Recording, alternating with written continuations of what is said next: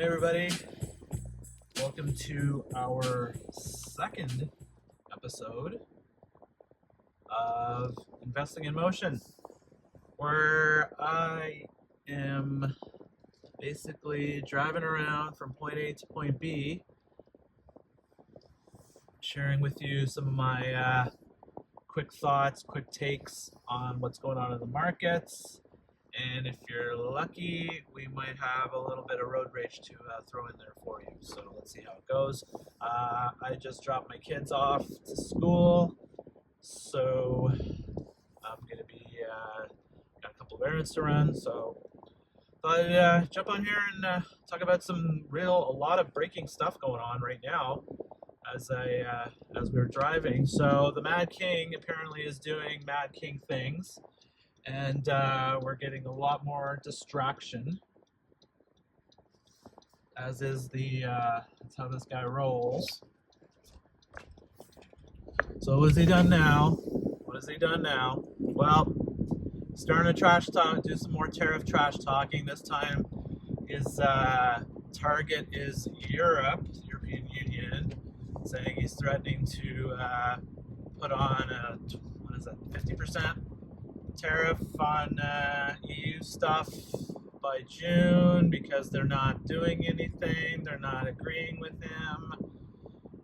Wah.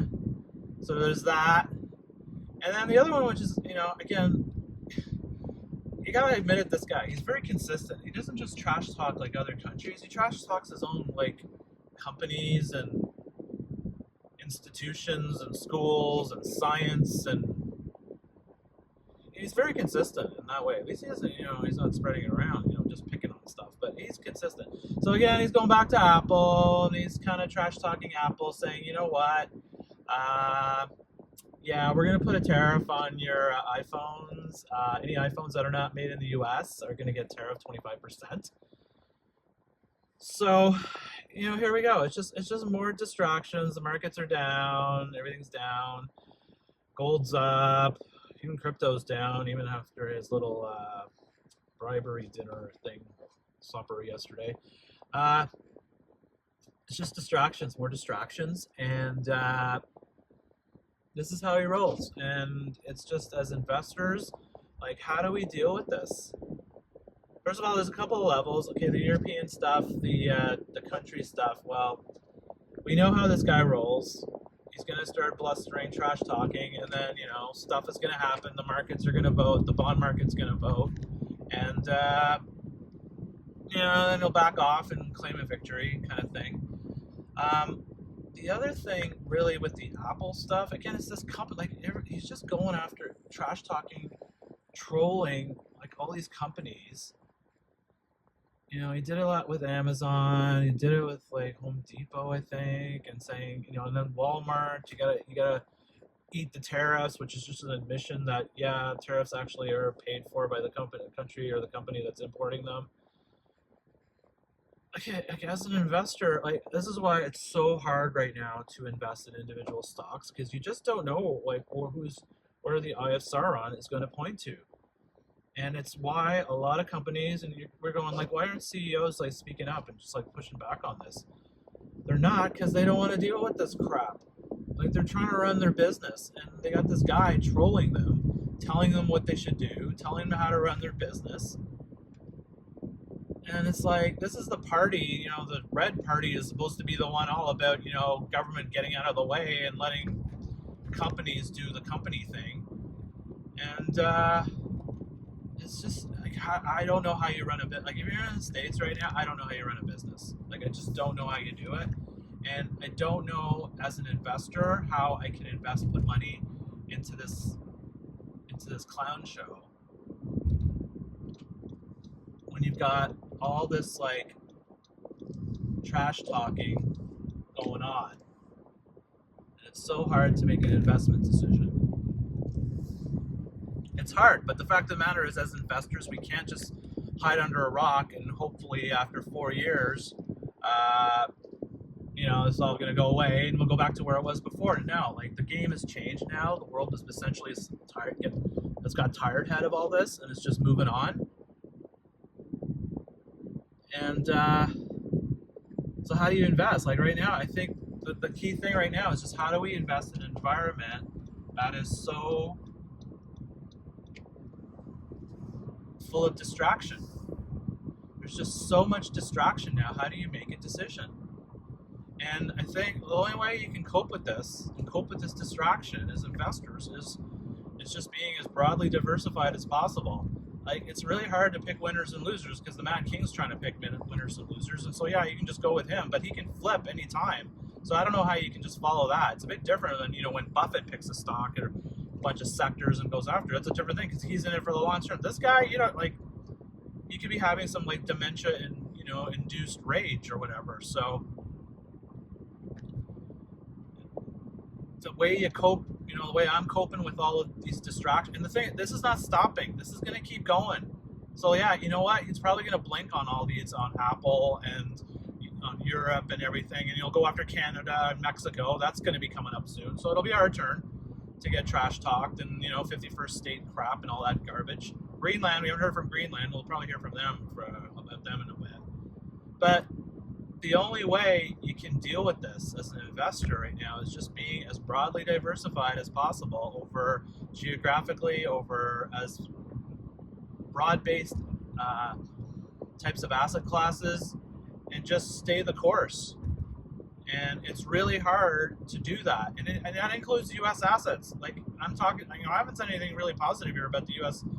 market and what's going on there, because they're on their way to God knows what.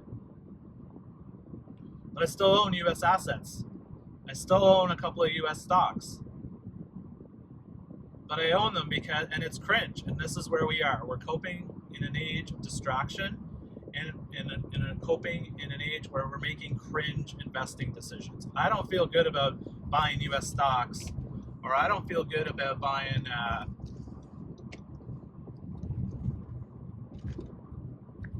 ETFs and owning the S&P 500 and all that, but we got to invest.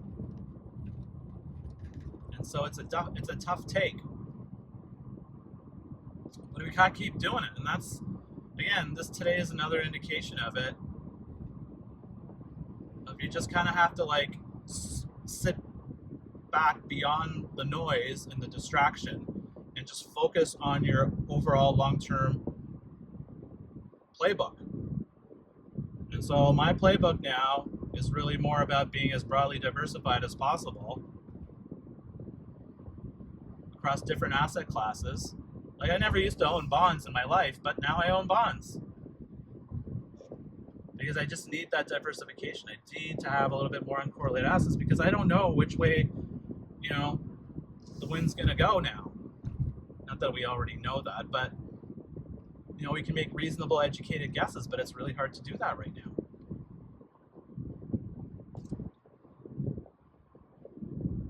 Just getting on the highway here, so traffic's actually pretty good.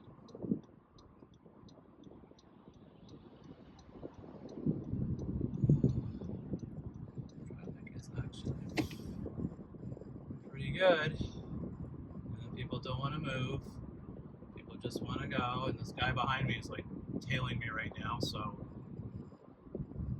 I got a little bit of action today. And this guy here has been tailing me for the last 5 minutes. So it's really hard to make an investment. I can really see that when I'm talking to people and people are asking me questions, and they're really finding it hard to cope.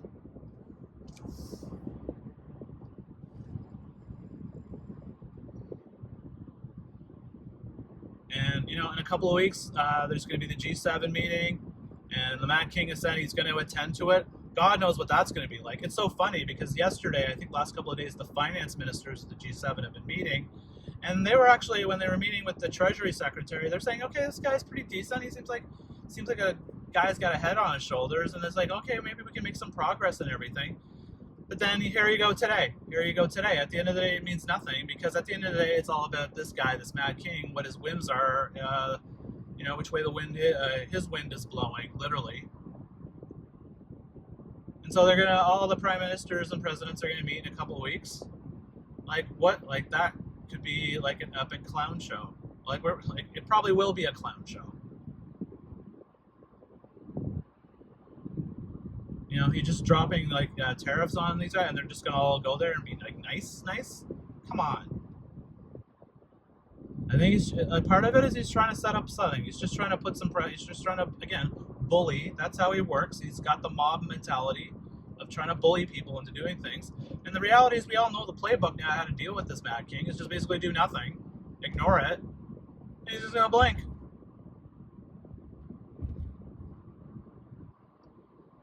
But somehow he still has street cred